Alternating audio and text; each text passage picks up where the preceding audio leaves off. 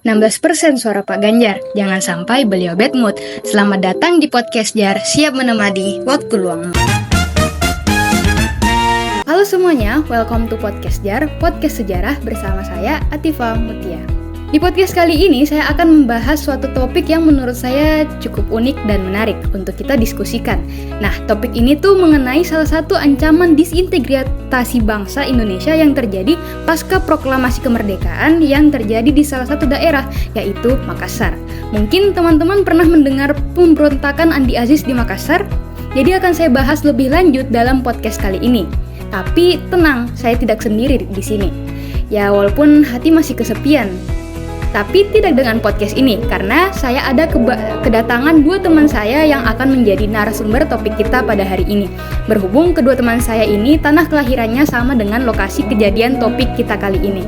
So, tanpa berlama-lama, please welcome Visa dan Dianita. Terima kasih. Halo penonton atau pendengar podcast Jar. Perkenalkan, nama saya Dianita Gracia Melani Bulo atau sering disapa Dian. Halo penonton setiap podcast Jar, kembali lagi bersama saya Visa Milenia Pelan Sengaja, biasa dipanggil Visa, bisa jadi panggil sayang. Soalnya kepanjangannya Visa itu bisa sayang. Gimana bisa aja kamu? Ya, selamat datang di podcast Jar. Ya, gimana nih kabar-kabarnya semua? Saya dengar kemarin kelincinya Visa di kelahiran anak yang kelima ya? Kok iya, kok kamu tahu sih? Nggak tahu dong, kongres ya. Dian, gimana kabarnya? Ya, puji Tuhan baik. Alhamdulillah baik. Alhamdulillah, semoga juga teman-teman podcast Jar juga semua dalam kondisi sehat-sehat. Semoga juga belum pada bolong puasanya dan masih pada semangat menjalani puasa. Ya udah, basa-basinya sampai sini aja, kita udahin dulu. Yuk kita langsung aja masuk ke segmen utama kita. Oke, jadi sebelum dijelasin lebih lanjut oleh kedua teman saya mau spill dulu penjelasan general dari gerakan pemberontakan Andi Aziz di Makassar ini, biar teman-teman pada nggak bingung-bingung amat lah. Jadi, gerakan pemberontakan ini terjadi jelas di Makassar, sesuai namanya ya, yang diawali dengan adanya kekacauan di Sulawesi Selatan pada bulan April 1950. Nah, lebih lanjutnya daripada saya sok tahu, mending kita langsung aja tanyakan pada narasumber kita. Baik, saya tambahkan sedikit dari apa yang Atifa sampaikan. Gerakan ini pada dasarnya terjadi karena adanya demonstrasi dari kelompok masyarakat yang anti-federal. Sekelompok masyarakat ini mendesak negara Indonesia Timur agar segera menggabungkan diri dengan Republik Indonesia. Namun di sisi lain juga demonstrasi dari golongan yang mendukung terbentuknya negara federal. Keadaan inilah akhirnya menyebabkan munculnya kekacauan dan ketegangan di tengah masyarakat. Begitu. Jadi gerakan ini pada dasarnya disebabkan karena adanya perbedaan keinginan antara kelompok masyarakat loh. Ya. Oke. Sebelum kita bahas kronologinya lebih lanjut, saya mau tahu dulu nih siapa-siapa aja sih tokoh-tokoh yang bersangkutan dalam gerakan ini. Ya, kalau tokoh yang berperan itu ada yang pertama itu Andi Abdul Aziz sebagai pemeran utama dalam peristiwa ini. Kemudian ada Presiden Soekarno-Hatta. Beliau ini merupakan Presiden Negeri Indonesia Timur pada masa itu. Lalu Mayor Hamwe Borang dan Letkol Aurel Kawalarang itu. Oh, jadi selain Andi Aziz ternyata ada pula ya tokoh-tokoh tinggi yang ikut bercampur tangan dalam gerakan ini. Baru tahu saya ini. Oh iya, sebenarnya saya juga penasaran dari tadi, apa sih tujuan besar atau tujuan utama Andi Aziz ini sampai melakukan pemberontakan ini? Ya, tujuan sebenarnya sih sederhana. Dia itu kepengen punya jabatan di pemerintah yang negara federasinya di sektor militer.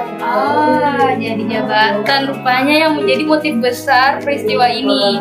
Oke lah, baik kalau begitu saya bisa jadi lebih paham. Oke, terus bagaimana dengan kronologi pemberontakan ini? Pada akhirnya apakah pemberontakan ini berhasil mencapai tujuannya atau malah gagal? Ya, jadi begini saya akan coba jelaskan menggunakan timeline aja biar teman-teman podcast Jar gampang nangkepnya ya.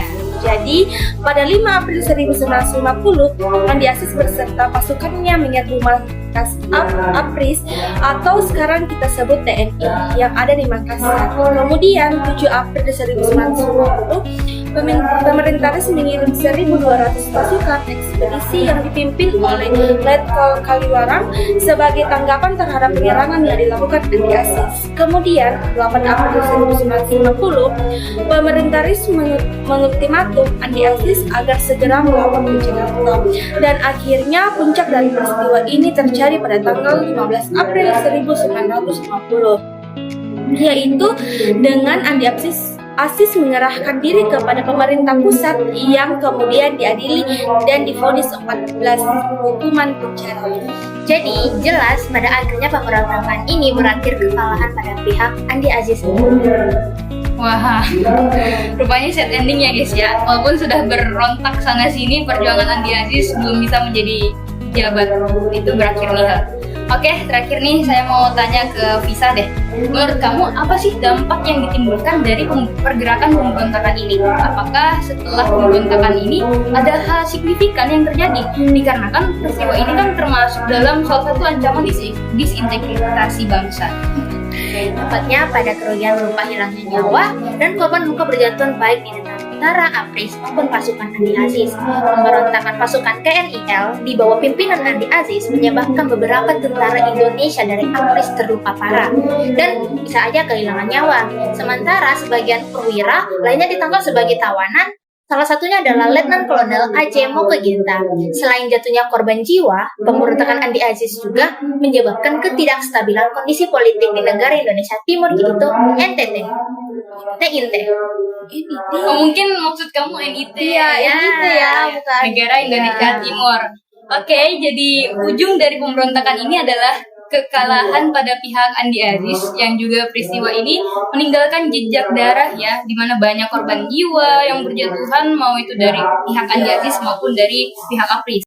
Oke deh, kalau gitu berhubung durasi podcast kita juga udah hampir habis.